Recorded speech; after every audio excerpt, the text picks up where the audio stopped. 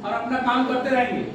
किसी वस्तु को 19 रुपया जहाँ दशमलव लग गए मैंने इतना ही है, 19 रुपया 50 पैसे में बेचने पर 30% लाभ होता है। 30% लाभ होता है। तो क्रय मूल्य जान जाएंगे, क्रय मूल्य जान जाएंगे नहीं, क्रय मूल्य जान जाएंगे। इस वस्तु को 40% लाभ अर्जित करने के लिए, अब 40% लाभ अर्जित करने के लिए उससे इसके विक्रय मूल्य में कितना वृद्धि करनी पड़ेगी, कितना वृद्धि करनी पड़ेगी। पहले 30% है, अब 40% लाभ। समझ में आना कि नहीं आ रहा? इतने में हो रहा है। अब 40% मतलब 10% बढ़ाया है, 10% बढ़ाया है, तो उसका विक्रय मूल्य कितना हो जाएगा, ठीक है ना। उसको घटा देंगे तो पता चल जाएगा। आप ध्यान से देखेंगे, सीधा सीधा आपको समझ में नहीं आता तो क्या करना है, इसको बेचने पर लाभ दिया है तो बेचना दिया है तो क्रय मूल्य निकालना है। क्या निकालना है? क्रय मूल्य। तो ये हो जाएगा क्रय बराबर विक्रय दिया है, ये है सूत्र विक्रय गुणित 100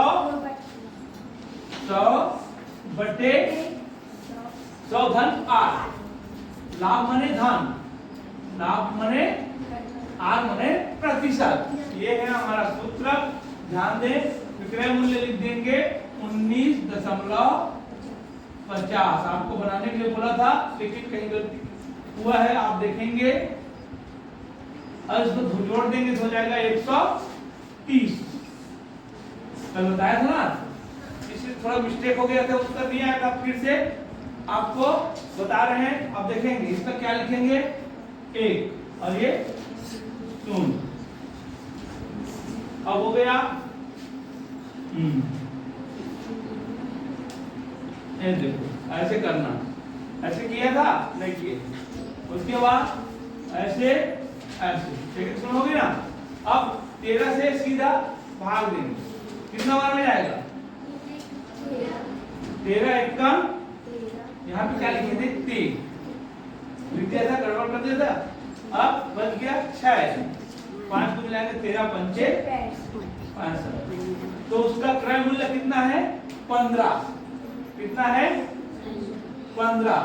अब इस 15 को कितना में बेचे कि 40% लाभ होगा। समझ में आया? तो कितना में बेचे मैंने क्या पूछा है, विक्रय मूल्य। अब क्या पूछा है, क्रय बराबर क्या है, देखो यहां लिख सकते हैं क्रय बराबर 15, क्रय बराबर 15। हाँ, तो विक्रय बराबर, तो विक्रय बराबर देखें, विक्रय अब जानेंगे, क्रय गुणित,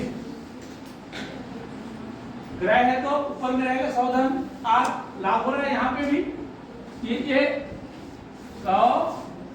अब धन होगा फिर ये किसमें फर्क पड़ेगा, लाभ में, धन आर बटे 100। अब विक्रय मूल्य लिखेंगे या नहीं लिखेंगे चलेगा। क्रय तो लिखना पड़ेगा 15 गुणित 140 बटे 100। ठीक, ये कट गया 100 10 को रहने दे, हो सकता है 10 लगाना पड़े। 14 पंचे 70 और 0 हासिल आया 7।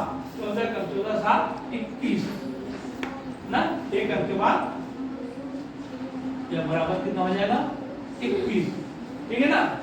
अब 40% लाभ अर्जित करने के लिए 21 रुपए में बेचना पड़ेगा। तो पहले कितना बेचा था, 30% में लाभ हुआ था तो 19 में ना, पहले कितना में बेचा था 19 में, अभी कितना में बेच दिया 21 में। अब देखेंगे उसको कितना वृद्धि किया, कितना वृद्धि किया। तो पहले 19 था, अब 21 हो गया, तो कितना बढ़ा, इसको घटाना है। देखो यहाँ पे दशमलव वाला का भी सवाल आ गया, 0 और 19 50, 19 50, 0 5 या हासिल आया 1, 11 में 10 गया तो 1 1 और ये 0, तो कितने का वृद्धि किया? 1 रुपया 50 पैसे का। इस तरह से ये उत्तर आएगा। ठीक है ना? तो आप समझ में आ गया? हाँ चलो सभी ध्यान दें। एक व्यक्ति 60 संतरे 21 रुपया प्रति दर्जन, प्रति दर्जन माने 1 दर्जन का दर से क्या किया उन्होंने? खरीद कर उन्हें 24 रुपया प्रति दर्जन की दर से बेचा व प्राप्त करता है। क्या प्राप्त करेगा उसको हम जानेंगे।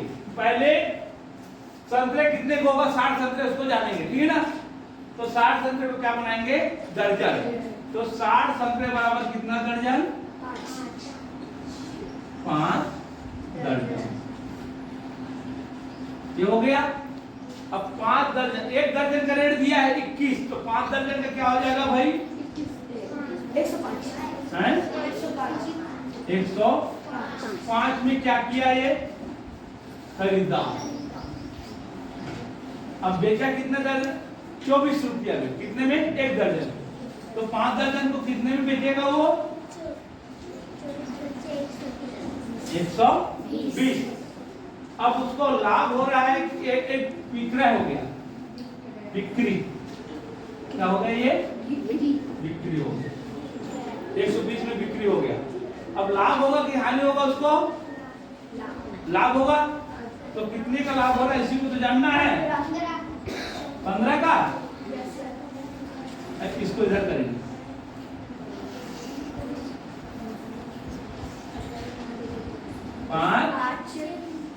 15 का लाभ हुआ।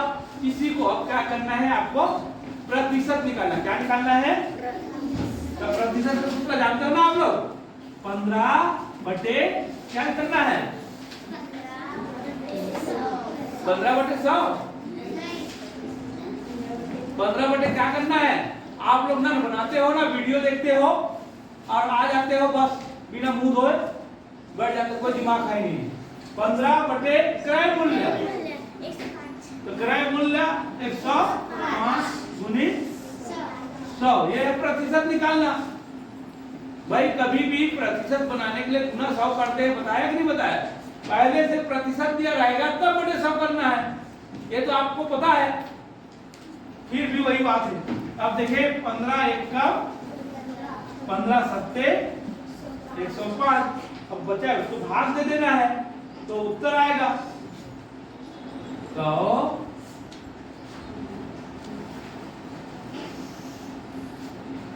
क्या पूछा है? लाभ 15 रुपया आया होगा, लाभ बस ना, प्रतिशत नहीं पूछा है ना। तो 15 रुपया लाभ बस आया हुआ है। तो अब प्रतिशत पूछेगा कब? 7 एक का 7 3 7 4 28 2 1 7 दूनी 14। इस तरह से बढ़ता जाएगा, लगभग 14.1 प्रतिशत में आएगा। कितना आएगा? प्रतिशत में। जब भी प्रतिशत में पूछा नहीं, हमारा उत्तर इतना ही आएगा। आप इसको कर सकते हैं। चलो नेक्स्ट देखें। जब कोई वस्तु 44 में बेची गई तो उस पर 10% लाभ हुआ। 10% लाभ हुआ। जैसे कोई सामान को हम बेच रहे हैं तो लाभ हो रहा है। जैसे कोई सामान हमने 10 रुपये में खरीदा, हमको 5 रुपया लाभ हो रहा है, तो हमें पता चल गया वो सामान कितने का है। भाई हम 10 में बेच रहे हैं तो 5 सीधा लाभ हो गया, हमको फायदा हो गया। तो कितने का रहा होगा वो? 5 का रहा होगा। ये जानना है। तो इसी तरह इसको भी जानना है। 44 में बेची गई तो यहाँ पे प्रतिशत में लाभ हो रहा है, तो कितने में खरीदा गया होगा? कितने में खरीदा गया होगा? तो क्या करना होगा? सूत्र लगाना होगा। तो क्या निकालना है? क्रय। खरीदा वाला मूल्य निकालना है। क्रय बराबर विक्रय गुणित 100 बटे। हाँ, धन का मतलब होता है लाभ।